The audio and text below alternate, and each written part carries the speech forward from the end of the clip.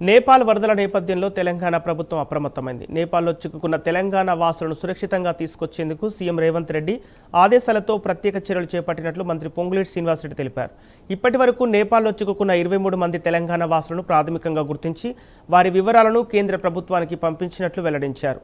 వారి ఆచూకీ భద్రతపై కేంద్ర విదేశాంగ శాఖతో పాటు కఠ్మండ్లోని భారత రాయబార కార్యాలయం నేపాల్ అధికారులతో నిరంతరం సమన్వయం చేస్తున్నట్లు తెలిపారు. ఢిల్లీలోని తెలంగాణ భవన్లో ప్రత్యేక హెల్ప్ లైన్తో పాటు కోఆర్డినేషన్ సెంటర్ ఏర్పాటు చేశారు. హైదరాబాద్ సచివాలయంలోనూ ప్రత్యేక కంట్రోల్ రూమ్ ప్రారంభించారు. ఎన్ఆర్ఐ విభాగం ఆధ్వర్యంలో బాధితుల వివరాలను సేకరిస్తున్నారు. నేపాల్లో ఇంకా ఎవరైనా తెలంగాణ వాసులు చిక్కుకొని ఉంటే వారి పేరు, పాస్పోర్ట్ వివరాలు, మొబైల్ నంబర్, చివరగా ఉన్న ప్రదేశం, ట్రావెల్ ఆపరేటర్ వివరాలను ప్రభుత్వానికి అందించాలని మంత్రి పొంగులేటి విజ్ఞప్తి చేశారు. పరిస్థితి సాధారణమయ్యే వరకు ప్రభుత్వం అప్రమత్తంగా ఉంటుందని, కుటుంబ సభ్యులు ఆందోళన చెందవద్దని, బాధితులకు త్వరితగతిన సహాయం అందిస్తామని హామీ ఇచ్చారు.